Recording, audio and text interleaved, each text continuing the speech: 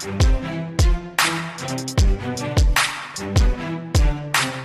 right, Proffitt Podcast listeners, I'm so excited to introduce to you to Nicole. So welcome to the show, Nicole. How are you today? I'm great. Thank you so much for having me. Excited to be here. Yes, this is super fun. So I love what you do. Like you kind of have like a dream job. I'm not going to lie, Yeah. like chief brand officer. Yeah, I hear you. You're just like, yeah, I do. I love it. So tell me like, what is it about marketing or branding or media? Like, tell me the reason why you love what you're doing in your position today. Yeah, I love that question. I don't know if anyone's really asked me that before. I think the biggest thing of that is just the people side of getting to work with people to help them build communities with people. And I know that sounds so basic, but it's just such a fun part of this relationship building and helping people really establish who they are and how that comes across online and everything that they do, just building that cohesiveness and consistency. So yeah, I feel very fortunate. It's been just a blast. And I have a really incredible team that I work with, and then our clients are fantastic. So it's like I said, I'm very fortunate in that. Yeah. Did you start your career in marketing and media, or did you kind of make like a pivot along the way? Like, just, I don't know. I love to know like the little moments, because there's a lot of people, in our audience that maybe what they're doing right now, like they're starting a podcast, they're starting to create content, and they're like, this is weird. This is not what was on. I didn't say I wanted to be a podcaster when I was a little girl. Like that, it's just kind of this weird thing. So did you have any moments like that in your journey where you made some, big pivots or big changes?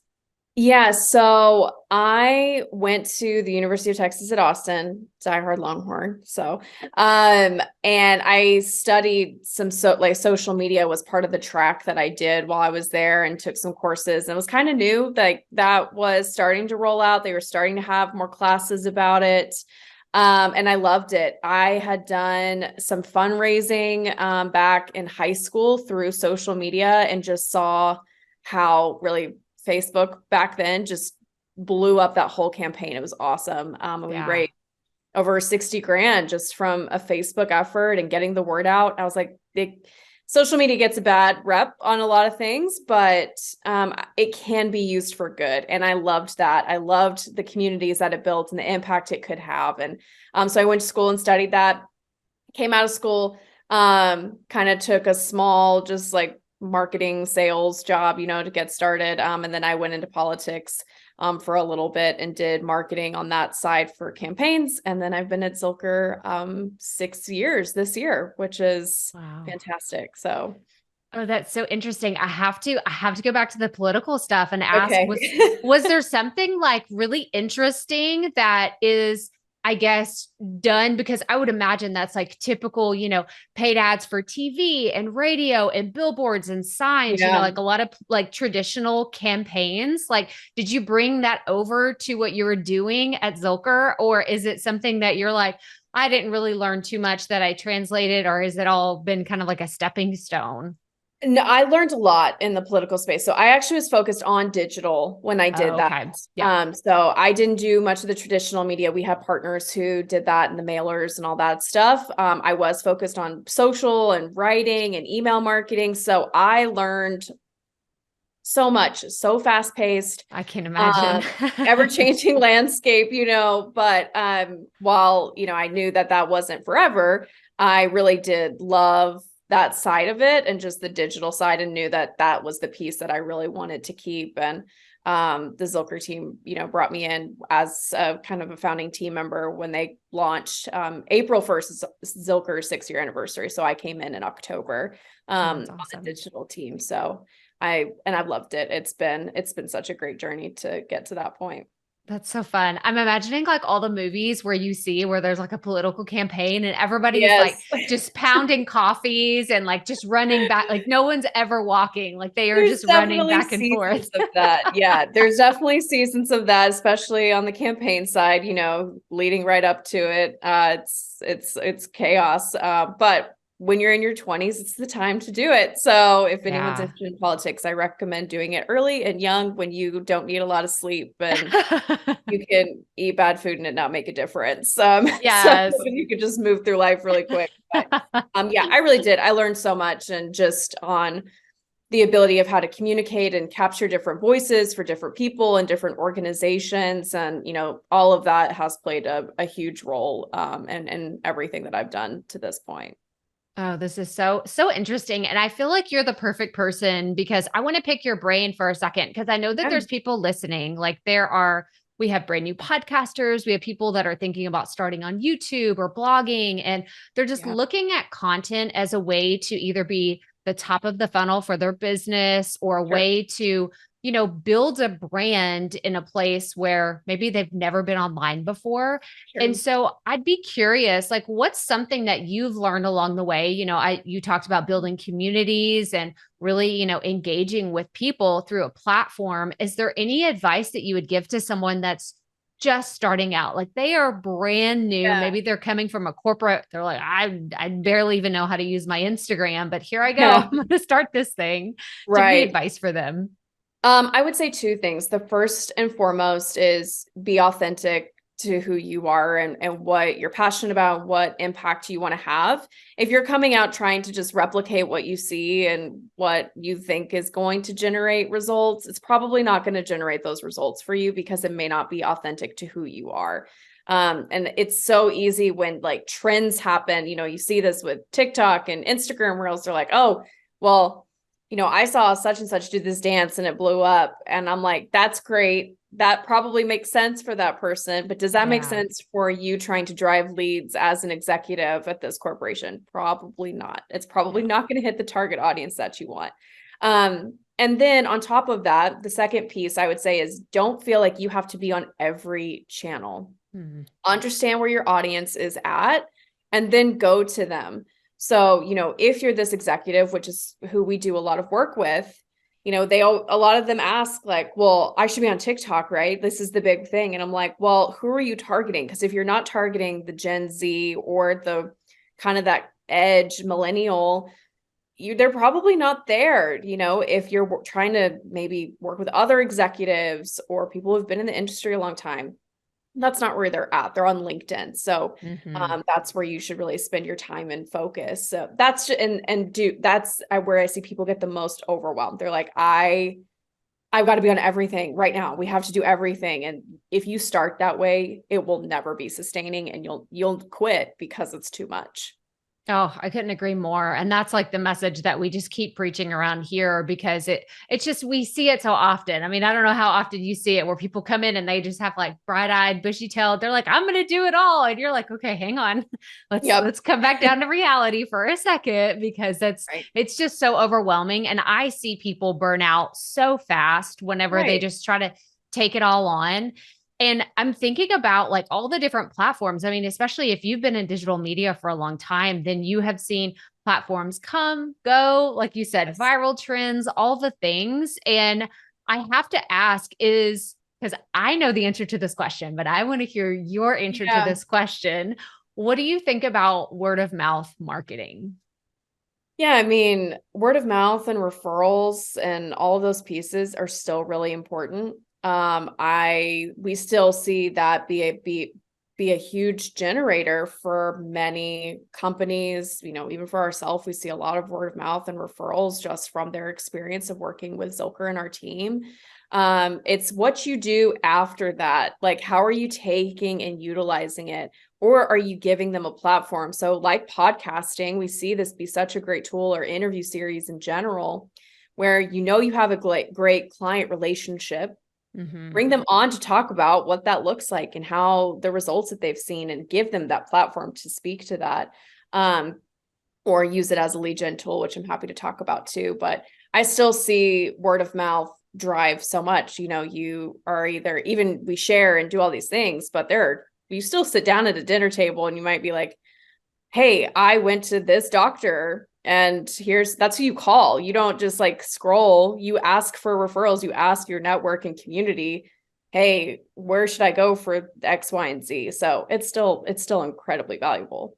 Oh, I could not agree more, which is, I was like, I know, like she knows marketing and branding. Like, I know we're totally going to see eye to eye on that. But I think it's one of Sure. those that, my audience needs to hear time and time again, because we spend so much energy and effort on, let me try to, title this thing and do Yeah. SEO stuff that will make something just pop and go viral. Or let me have this one big, amazing guest on and it will change everything. And some of those Yep. work and some of them don't. But I think at Right. the end of the day, like constantly nurturing that relationship with your audience, that relationship with your network can absolutely help. Actually, on Absolutely. that point, we have just so many different dynamics that have shifted over the last few years, especially with all the things that have happened in the world. And Right. I'm curious if you have any tips for networking or meeting new people that are in your Mhm. industry, or maybe like trying to accomplish just the same things, or just motivated people. Cause I feel like that sometimes is like, it's hard to find It's those so hard. people that are motivated. Yeah, it's super hard. I'll just be really honest. I've struggled with that in the Yeah. past of just, and still sometimes too. Where do I find the right people? I'm in Austin, so I just did South by Southwest and went to a bunch of different events and had a great opportunity networking with different just people all over the world, which is fantastic. I would say like LinkedIn groups are really great. You can get in there, you can understand people's different niches, have ongoing conversations.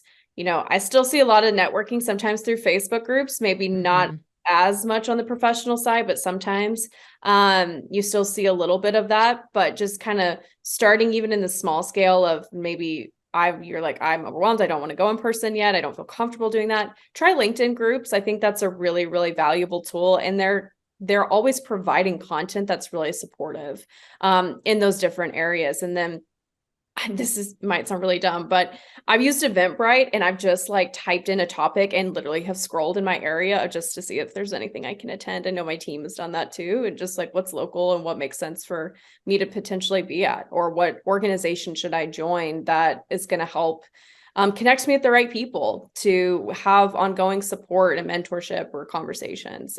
So networking post COVID has been hard. It's like hard to get Mhm. back out there and remember kind of how to do it and what do we go to and what makes sense, and trying to find the right just connections to help support you along the way.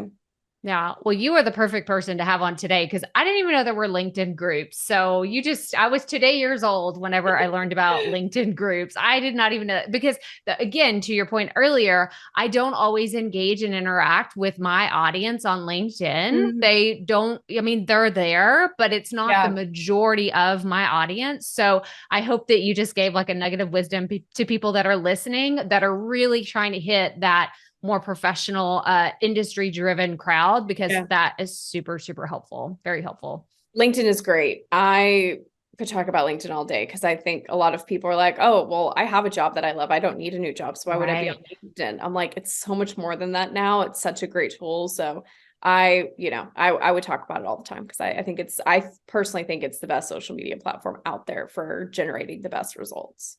Well, on that note, because I know that you work with a lot of brands and you work with a lot of like personal brands, thought leaders, and then you work with like actual corporation type brands. So I'm Mhm. curious, because I know this is this is a selfish question. We'll just throw that one out there. I mean, I'm looking at, because I have a profile on LinkedIn. And then at one point I was like, oh, I need to create a page for myself, even though I operate as a personal brand. And then I'm just being really full transparency, I kind of abandoned it. And I was like, yeah, it's there, but I Yeah. don't do anything with it. But what do you see works best on LinkedIn? Yeah, so company pages do not perform great, but they're really important to have for SEO. It's got Okay. really great free organic SEO. It's good to keep it updated. It keeps it fresh. And it's good for the personal brand to share it. But your personal brand on LinkedIn should be the main driver. And so that's why we work with these executives at these corporations and organizations to be the thought leader and the driver where the corporate brand comes alongside it. Because Mhm. what we have found is the trust in organizations is at an all-time low. It's no one trusts them, no one finds value in that anymore. And it's so much harder to get someone to kind of cross over into that conversion where you're just kind of like, well, I'm posting, I'm doing all these things. Why is nobody buying my stuff? Well, people trust people and want relationships, and they want to feel connected to an individual. So how do you put that person out in the front in that thought leadership? And that's why we love LinkedIn, because there's so many good valuable tools on there. LinkedIn newsletters are great. LinkedIn's really doubled down on that. And you don't have to post every day. You can actually write copy that's valuable. And video works great too. So we're seeing a lot of the traditional pieces on LinkedIn still work and still make a difference. It's that audience that's there wants very meaningful and quality of content versus you posting every single day just to get ahead. That's not that platform. And I think that's why it makes such a huge difference, especially with executives and different industries like that. I mean, I wasn't prepared for the masterclass in LinkedIn today. This is so good. This is so, so good because like I said, it's not the platform that I'm always on. So I think that you've really thrown out some incredible tips and strategies that, I mean, I'm going to go try them. Like whenever we get done, I'm going to go be like, okay, I can't wait. Enhance this. And I'm going to be like, Nicole, look, this is what happened. Here's please everything. Send it to me. Yes. Well, but I'm thinking now back to my different experiences on LinkedIn where, okay, this is like the elephant in the room, right? Like somebody sends you a DM and you're like, if I accept this, it's going to be a pitch. Like, I just know it's like, hey, we have this in common or so like, it's always trying to make that personal connection. And then there's immediately a pitch. And so most of the time, like I got to a point where I was just like, I'm just not going to connect with anybody, like unless I actually know the person and have met them. So do you have any personal experience or tips with dealing with that? Yeah, I have a great tip for that. Don't accept people that you don't actually know. Like, I firmly believe that, unless you like have like, if you really do see like a second or third connection or something that, you know, that's directly tied to, or maybe you've heard someone talk about them or something like that, or maybe we're along lines of, you know, that they're a business opportunity, but don't accept everyone. You can actually change your connect button to follow. Yeah. So that reduces a lot of that kind of incoming spam, essentially is what it is. And that's what we tell all of our people. If you don't know them, don't accept them. Don't feel obligated to accept them. You're going to get 1,000 requests. You know, treat it like a normal, like maybe old school Facebook platform. You don't want a bunch of connections and people that you don't know, that don't provide any value to your relationships. You want to keep that, you know, sacred for where you do want to follow. But, you know, switch that button over and still build your community. If people are wanting to connect or they find value in your content, which is what we hope, just change the button and let them still, you know, prioritize the follow versus that. I check my DMs, but I don't respond to everything. It just kind of depends on what it is. A lot of that's sponsored or sales or it can be overwhelming. So I like to come in with a very organic strategy to that of authentic relationship building. And that's how we look at it. Yeah, that's great. That's great. And I think that, again, these are all really good tips because that is totally what I've been doing. I'm like, man, I don't really know that person. And I know it's coming right after. If I hit accept, it's coming. So nope, just check them and make sure that you're not missing out on something. But I very much cautiously look into, okay, what makes sense to approve and what doesn't. Yeah. Yeah. That's so good. Well, I want to switch gears for a second and actually, we could still stick on LinkedIn for a second, but I know that there's people that are listening who, again, maybe a little bit into their journey, but they're probably on the side of, you know, the first year or two of content creation and putting their stuff out there. When do you recommend introducing paid advertising? Because I know that your company, like y'all have rock stars that are specialists in SEO and paid and like, you know, different areas of getting people in touch with your specific brand. So I'm curious, or sorry, your client specific brand, but I'm just curious, when do you recommend people start to evaluate those decisions? Is it a case by case, or do you have any other tips for that? It is case by case, but I'll tell you probably like 9 times out of 10, we're solely focused on an organic strategy. Okay. We, you know, paid advertising makes sense for product marketing, stuff like that, which we don't do as much of. We are more on the personal thought leadership side. We may do it for, growing email lists. We do a lot of quiz marketing. So sometimes we run ads for those, especially for an upcoming book launch or big campaign. And we do run ads for that. That's usually Facebook and Instagram where we run the most ads.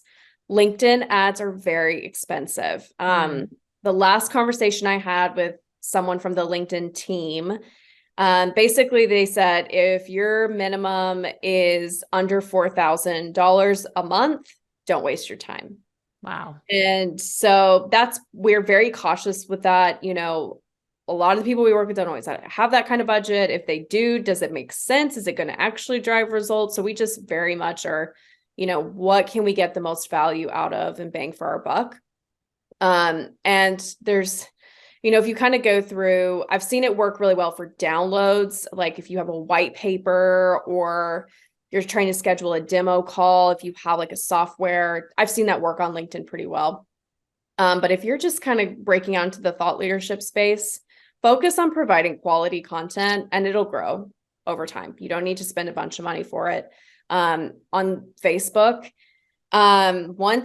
Facebook is pay to play. And if you're just starting for the first time, if you just launched your own page, you're probably going to have to pay to get it to grow. Instagram is kind of getting to that point too, unless you are really committed to producing a lot of video content. It just, I had one client who she is like a rock star who built her audience organically. I mean, like 20,000 just very engaged people. And she didn't pay for it. She didn't pay for that. She didn't boost posts. She didn't do any of that. And we would post one thing for her and it would just blow up and take off. And she's brilliant, but she, nurtured her audience so genuinely. She commented back all the time. She engaged very thoughtfully. She put in the work and spent the time to build this very committed community. I mean, like we literally would post something to download, instantly everyone downloaded it. It was just, and I told her, I said, don't ever spend ad dollars. Like don't ever do it because Facebook will turn off the funnel. They'll figure out that you will spend money and then all of that glorious organic reach right now that you have goes away. So it very much varies. And, product marketing, of course, you're going to have to do some kind of ad, but if you're just looking to really expand your thought leadership, I'd focus on organic really first and then maybe dabble with it if you're trying to grow an email list or something along those lines. I think that like you can't hear them, but the whole audience, like everybody listening is clapping right now. They're like, thank goodness. Sigh of relief. Thank goodness. Like their shoulders just relax. Like, oh my gosh, like this is music to my ears because it's really what I love to talk about too, is like having that organic strategy with SEO and really, and you've said it so many times, but community and engaging and talking to your audience, growing your email list, like doing these things because they last. I think that that's like the most important thing that I really like try to get across to people is it lasts because it's authentic or it's a real connection and not just, oh, cool. That was, the 15 minutes of fame and then it's gone. Right. But I mean, on that note, I'm thinking about, people that are listening. One of the growth strategies that we talk about is guesting on other podcasts or going on, live on someone else's, YouTube channel or something like that. And I'm curious, do you have any specific tips on how we can showcase that? So maybe as they're getting their own platforms up and ready, they start guesting on other people's podcasts. How can they really capitalize on, using that media or presenting it in a way that builds their authority? Yeah. So we call that press remarketing in-house for us. That is by far what we see drive the biggest growth is remarketing those opportunities. So if you're being a guest or you had a contributed article in Forbes, whatever it may be, remarketing those efforts is so important. And you don't just do it once. You do it like 3 or 4 times over, and you don't have to do it all in one week because that's overwhelming, but spacing that out, letting the, opportunity that you spent an hour to sit down and talk with someone, share it a few times. There's multiple things that you can take away from it. A few ways we love to do that. We love to do audio clips, like pull 30 seconds of just a digestible piece for someone to kind of get intrigued by, to go listen to the rest of it. Same with video, if they have a video piece of that as well, especially for YouTube. And then let that be the driver of your content. You're building that, like you said, authority by association. You're getting logos to put on your website of opportunities that you've been in, and you're creating trust by talking about your expertise. It's the best way to grow your audience and your business, because you get to talk about it and people get to know you and connect with you and engage with you. And that's what this whole thing for us is. So we love press remarketing. We let it drive mostly everything we do, because we just see so much value in those results. And it also helps with other things like SEO. You're going to see your name pop up on Google better because you remarketed that opportunity and helped drive it more and more, so more people click on it. Yeah. Oh my gosh. Like, it's so fascinating to me how, what used to feel so impossible is now, like, I think that podcasting is a lot easier today than it was several years ago. So getting or doing interviews, like, the technology's getting better. And it's just, I mean, come on, everybody's used to Zoom now. I mean, at the end of the day, you can get on a Zoom call and record something and turn it into content gold if that is your strategy. But I just think that it's so interesting to see the landscape kind of move and shift. And I'm curious, what are you excited about? Like, you see all these new AI is the buzzword, and ChatGPT and all these things. And is there anything specific that you, as a branding professional, like, you get really excited about?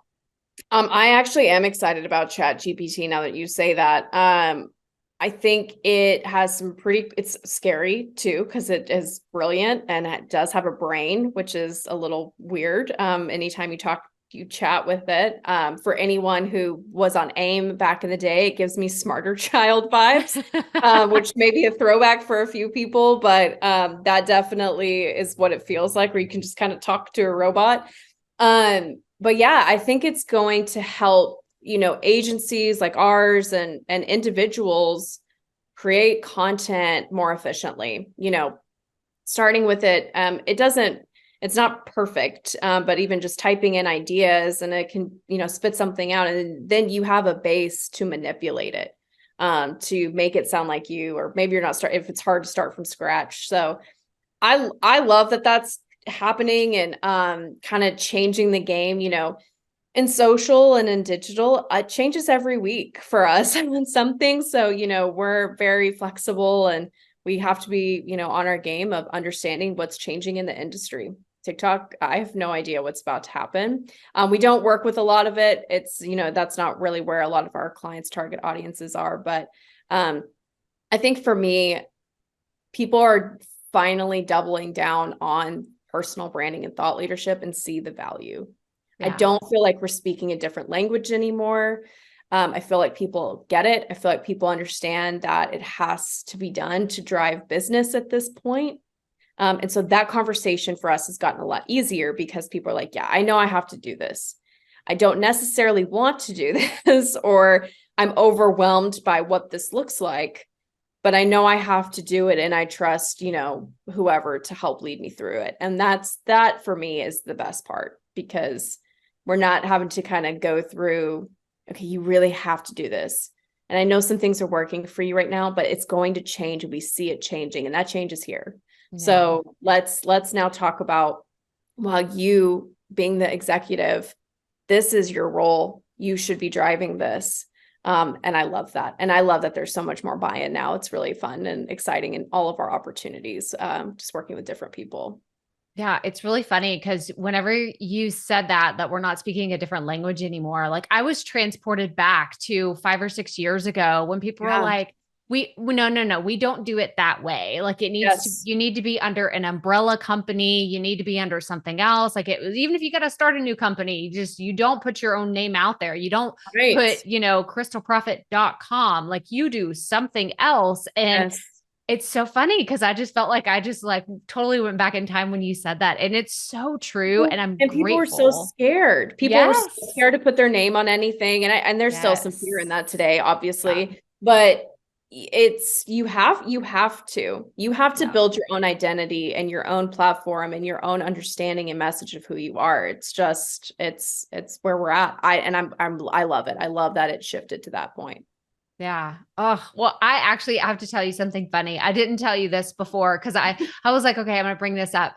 I have mentioned this one book. Okay. This one book more times than any book I've ever mentioned on this podcast. And it is The One Thing by Gary Keller and Jay Papasan. Can you please tell everybody your connection, like Zilker Media's connection to this? Because I'm not joking, Nicole. Like, I'm not just blowing smoke. That is the one book that has, I mean, it's changed everything in my life, in my business. I reread it every single year because it's so good and because it's short. Let's throw that in there. It's super short. It's not like this 500-page book. So can you tell everybody how your company is connected to that book? Yeah, we helped with the book launch. I don't even remember, gosh, how long that's been since I don't know what year it was. came out. And our founder and previous CEO, Rusty Shelton, he's still very much involved with the company. He had his first iteration of Zilker was called Shelton Interactive, and they worked a lot on that book. I was not there, so I wasn't here at the, for that side of it yet. But it is part of our roots and history. And one of obviously the most successful book launches, just because that book probably could have marketed itself. It's so fantastic. But I know our whole team felt very fortunate to be part of that launch, and just kind of working through the marketing side of it on the back end. But I specifically wasn't there for that, so I can't speak too much to it. But it is part of our roots and history. Yeah. Well, I love just bringing it up because these are the type of thought leaders and the type of people that are, again, motivated. They're driven. They are really looking to make a big impact. I think about John Acuff too, like one of my favorites. Yes. I mean, he is, first of all, hilarious. He's so funny, but he just human, just a wonderful human being. Yes. Like he just, it's so down to earth and real. People throw around the word authentic and raw and all these other things. And it's like, no. Like if you're not following John Acuff on Instagram, what are you doing? Go follow him immediately. Like him, how he shares about his family and like, but this is like the thing about the thought leadership part of it is the real struggle. And it's not just the shiny headshot in a suit, just looking great on it. I was going to say Instagram, but LinkedIn, but it's really like those down to earth qualities that really connect us. So can you talk a little bit more about that? Like how you work with your thought leaders to bring that personality in, but without giving away all that personal stuff. Cause I think that that's where a lot of my listeners get freaked out. They're like, I want to share my podcast, but I don't want people to know where I live. I don't want them to know where my kids go to school. And they're really just trying to understand where to draw that line. Yeah. And it varies for our people. Some people are like, I love sharing my kids and our family vacation pictures. And some people are like, I don't want my children's face on there at all. And we respect that. We totally get that. I'm not a mother yet. So I actually don't even know where I personally would land on some of that. And I am all about social and digital. And, I don't even know what I would do in some of those situations. So we totally understand that it varies and, you have to kind of just roll with that. We do strategy interviews when we start with a client. So we really just get in the weeds of about an hour or two and get to know them. Tell me about your story. Just let them free talk and what brought you here. And, you're physician, we work with a lot of physicians. What is your favorite patient story that just sits in the back of your mind? And like, we get to hear them talk about who they really are and who they aren't at the same time. Sometimes we even interview spouses in some situations because no one knows you better than your spouse. And you kind of get that unique perspective. And then we use that to formulate how their message and how their content is going to sound. On the personal side, the personal content performs better than anything else. It never fails. Like if they post a picture at Christmas morning, it will outperform anything that we ever post. It just is time and time again. And if you have an animal, just share it. You may think it's not professional, but share the animal pic. It does so much better than anything else we do, even on LinkedIn. Like if you're working from home and, I have I have 2 cats, but I have one that is my COVID kitty who just is very attached to me because we got her during quarantine. She lays in my lap the whole time I work. Like she is with me, she's attached to me. And I post about her all the time. I'm like, this is my work from home buddy. People love that stuff. And so, be sensitive to what you are comfortable sharing with your family and your children. But if you're celebrating a wedding anniversary, share it, and you can share it on LinkedIn. Like people want to know you on LinkedIn too. I promise. It's not just about what you've accomplished to make yourself sound like this rock star professional. I'm sure you are, but people want that humanizing content so much. So really just if you have a meaningful moment, share it. If you're comfortable with it, birthdays, anniversaries, your kid painted something for the fridge and it cracks you all up and you put it up there, share it. Just like be in the moment on some of that stuff, especially if Instagram is your top channel.